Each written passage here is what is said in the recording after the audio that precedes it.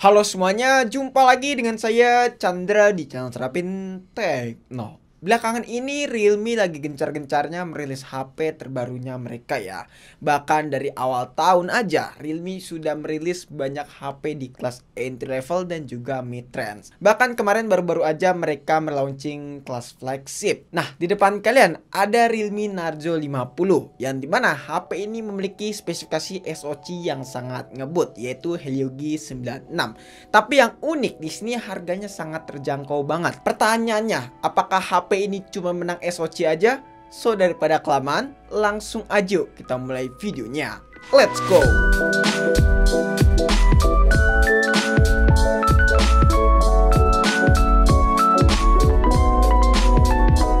Pertama kita bahas dari segi harga terlebih dahulu. Oke, untuk masalah harga si Realme Narzo 50 ini dibanderol dengan harga 2,4 jutaan aja. Nah, kebetulan yang disayangkan dari HP ini dia cuma punya satu varian aja, yaitu varian 4/64. Jadi nggak ada tuh yang varian 6/128 atau 8/128. Kita bahas dari segi desain terlebih dahulu. Oke, kalau dari segi desain si Realme Narzo 50 ini nggak jauh beda ya dengan si Realme Narzo pada umumnya. Dan desainnya ini mengingatkan saya dengan Realme 8 series, yang dimana dengan bump kameranya 4 biji seperti ini yang membuat saya ini flashback banget sih dengan Realme 8 series tahun lalu. Terus juga untuk bagian belakangnya ini bermaterial glossy, tapi yang unik di sini nggak gampang ninggalin bekas sidik jari, mungkin karena warnanya ini kali ya. Lalu kalau kita perhatikan untuk bagian belakangnya ini ada garis-garis seperti ini, tapi ini cuman cuman hiasan belakang aja, dan teksturnya di sini glossy ya, bukan kayak jendil-jendil gitu.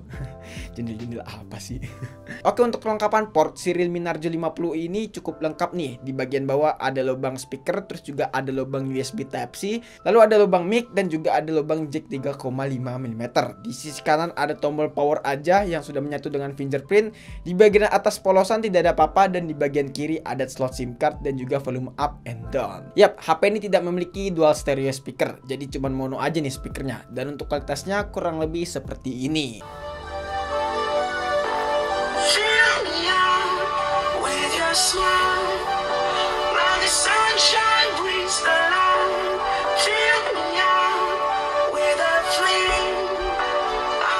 HP ini juga hadir tidak membawa fitur NFC, yang dimana HP sekitaran 2,4 jutaan. Kalau kita lihat di pasaran itu udah ada beberapa brand yang mendapatkan NFC ya. Cuman HP ini belum mendapatkan NFC buat di HP seharga 2,4 jutaan. Overall saya cukup suka dengan desainnya si Realme Narzo 50 ini, walaupun gak ada perubahan yang cukup signifikan ya dari seri yang Realme 8 series. Ya desainnya ini hampir sama. Tapi ya karena memang si Realme ini lebih fokus ke masalah desain yang kelas.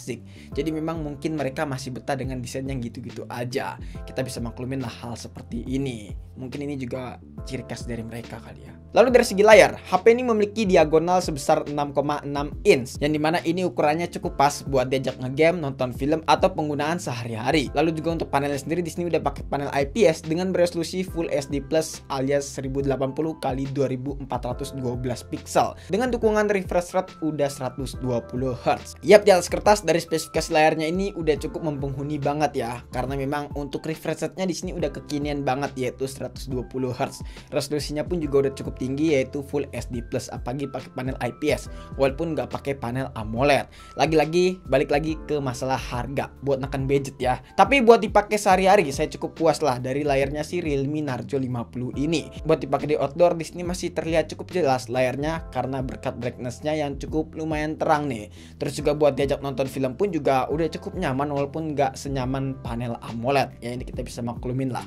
Terus juga buat diajak ngegame di sini saya ngerasain ada sedikit delay, walaupun memang delaynya nggak terlalu parah-parah banget ya. Delaynya ini kayak sekian 0,0 berapa detik gitulah ya. Pokoknya delaynya nggak kerasa banget. Tapi kalau misalkan kita ajak buat main real drum di sini cukup lumayan terasa delay si Realme Narzo 50 ini. Tapi kalau buat sekedar main game Mobile Legends, game Max ataupun game PUBG Mobile, untuk masalah layarnya di sini aman sih ya. Cuman kalau buat diajak main real drum aja tuh kerasa delay. Yap, overall dari segi layar saya cukup interest lah dengan Realme Narzo 50 ini. Tapi saran saya saya buat kalian yang pengen beli Narzo 50 ini, pakailah yang refresh rate 60Hz daripada 120Hz, karena 120Hz baterainya itu agak sedikit boros. Ya, semoga ini masalah bugs ya, dan bisa lebih di fix oleh Realme. Lalu dari segi performa nih, yang paling dijual dari HP ini. Yap, untuk SoC-nya sendiri dia pakai MediaTek Helio G96, yang dimana ini adalah SoC kelas mid-range, tapi ada di HP kelas entry level. Saya agak bingung sih pengen nyebut HP ini kelas entry level atau mid-range, soalnya dia pakai SoC mid-range, tapi harganya ini di HP kelas entry level. Ya mungkin entry level semi mid-range kali ya. Nah, performanya ini yang cukup unik nih, karena dia pakai MediaTek Helio G96, otomatis performanya bakalan ngebut banget. Yap, untuk skor AnTuTu-nya sendiri kita mendapatkan di kisaran 276 ribuan, yang dimana ini skor AnTuTu yang cukup lumayan tinggi kalau menurut saya, tapi nggak setinggi brand sebelah yaitu Poco M4 Pro kalau misalnya kita bandingkan. Tapi ini kita bisa maklumin mungkin karena masalah RAM kali ya, soalnya si Poco M4 Pro itu variannya 6/128, sementara ini variannya 4/4. Terus juga untuk masalah UI-nya kan si Poco M4 Pro udah pakai MIUI 13, sementara ini masih pakai Realme UI 2.0 ya, belum kebagian update. Buat performa game sih sebenarnya HP ini udah cukup lumayan oke lah buat main game Mobile Legends dengan settingan rata kanan. Di Steam dapatkan FPS yang stabil di angka 60 FPS, dan saya pun juga ngerasain cukup stabil banget sih, dan nggak ada frame drop yang cukup berarti gitu loh. Frame drop sih ada, cuman nggak terlalu frame drop banget gitu loh. Terus juga buat main game PUBG Mobile di Steam mendapatkan settingan smooth ultra, dan untuk masalah FPS-nya stabil di angka 40-an FPS. Buat masalah giroskopnya pun juga sangat-sangat lancar, jadi kalian gak usah khawatir ya buat main PUBG Mobile di HP ini. Buat sekelas game Genshin Impact pun juga harusnya ya kuat sih, asal di settingan luas 60 FPS. Overall dari segi performa, HP ini udah sangat-sangat memungkinkan banget lah, karena dia pakai SoC kelas mid-range. Lalu dari segi suhu nih, nah yang menarik memang kalau dari segi suhu, si Realme Narzo 50 ini yang saya rasakan agak sedikit lumayan panas nih buat masalah temperaturnya. Pas waktu saya coba buat main game PUBG Mobile selama 20 menitan, suhu dari HP ini tuh di kisaran 42 sampai 43 derajat Celcius. Suhu yang cukup panas, dan yang paling panas itu terasa di bagian samping kameranya ini. Kalau misalnya kita lihat memang suhunya itu nggak menyebar merata di bagian back covernya ya guys ya.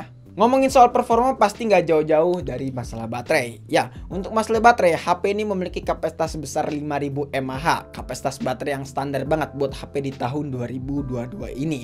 Terus juga untuk pengisian cepatnya udah 33 watt. Buat SOT-nya alias screen on time, di sini saya pemakaian bisa seharian penuh itu bertahan hingga 8 sampai 6 jam. Tapi dengan catatan itu menggunakan refresh rate 60Hz. Kalau misalkan kita menggunakan refresh rate yang cukup tinggi yaitu 120Hz, baterainya itu bisa bertahan hingga 5 sampai 6 jam aja. Yap, bisa berbeda sekitaran 2 jam, dan itu waktu yang lumayan kalau menurut saya. Jadi kalau misalkan kalian bawa HP ini berpergian jauh, mendingan saran saya pakai yang 60Hz aja untuk refresh rate-nya. Tapi buat kalian yang stay di rumah dan kerjaannya scrolling aja, menurut saya 120Hz itu sangat recommended sih, karena pas waktu scoring gambar itu sangat-sangat smooth banget. Lalu dari segi kamera, HP ini memiliki konfigurasi triple kamera dengan kamera utamanya beresolusi 50 megapiksel, 2 megapiksel untuk lensa makro, 2 megapiksel untuk lensa depth, dan 16 megapiksel untuk kamera selfie. Buat hasil fotonya sih kalau menurut saya ya, memang si Realme Narzo 50 ini nggak terlalu bagus-bagus banget sih ya, cukup standar banget lah buat HP kelas entry level. Di sini buat pewarnaannya cukup pas dan seperti HP Realme pada umumnya. Terus juga untuk masalah kualitas gambarnya di sini cukup detail karena memang memiliki resolusi yang cukup tinggi yaitu 50 megapiksel. Oke, jadi ini adalah hasil rekaman dari Realme Narzo 50 di resolusi Full HD Plus 30 fps, dan untuk hasilnya kurang lebih seperti ini. Kalau misalkan kita lihat memang nggak terlalu stabil banget, tapi ada fitur ultra stabilnya kok.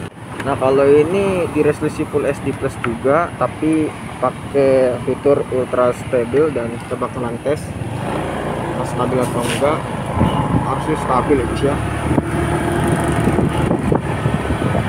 Oke, kurang lebih hasilnya seperti ini dari Realme Narzo 50. Oke, ini adalah hasil perekaman kamera depan dari si Realme Narzo 50 di resolusi Full HD Plus 30 fps. Dan untuk hasilnya kurang lebih seperti ini. Sebenarnya si Realme Narzo 50 ini memiliki fitur image stabilization untuk di bagian kamera depannya, dan hasilnya kurang lebih seperti ini. Nah, kurang lebih untuk hasil kamera depan kalau misalkan menggunakan fitur image stabilization seperti ini, dan mungkin bisa kalian nilai sendiri aja. Ini by the way di resolusi Full HD Plus 30 fps juga ya guys. Kesimpulannya, dengan harga 2,4 jutaan, apakah HP ini worth it? Ya, kalau menurut saya sih ini cukup sulit sih buat dijawab ya. Soalnya problem dari HP ini cuma satu, yaitu masalah varian gitu loh. Kenapa si Realme Indonesia nggak masukin varian yang 6/128? Itu pertanyaan saya. Karena di tahun ini 2022 dan kedepannya ya mungkin ya bakalan sayang banget kalau varian yang 4/64. Yap, karena memang kita tahu sendiri lah, makin kesini aplikasi itu makin besar size-nya. Dan otomatis yang paling standar itu adalah varian yang 6/128. Untuk varian 4/64 menurut saya itu udah sangat ngap-ngapan banget buat di tahun 2022 ini. Walaupun memang ada slot SIM card yang bisa kalian pakein SD card, tapi menurut saya SD card itu nggak terlalu berguna-guna banget ya. Because to be honest, saya kalau misalkan nyimpen foto ataupun video itu selalu di Google Drive atau nggak di Google Foto gitu loh. Jadi cloud lah istilahnya. Jadi kalau buat SD card kayaknya nggak berguna banget bagi saya. Cuman kalau buat kalian pastinya berguna sih SD card. Ya semua pilihan itu ada di kalian aja sih. But kalau menurut saya HP ini kurang worth it. Soalnya balik lagi ke masalah varian. Walaupun performanya ngebut, tapi variannya ya cuma 464. Buat dipakai apa tahun 2022? Oke guys, mungkin cukup sekian aja video kali ini. Kalau misalnya kalian punya pendapat atau punya pertanyaan lainnya, bisa tulis di kolom komentar. Dan jangan lupa juga follow Instagram kita di System Techno jika pengennya ataupun pengen DM kita. Ingat, tahan puasanya karena buka puasa masih lama. Chandra pamit dan sampai jumpa di video selanjutnya. And bye-bye.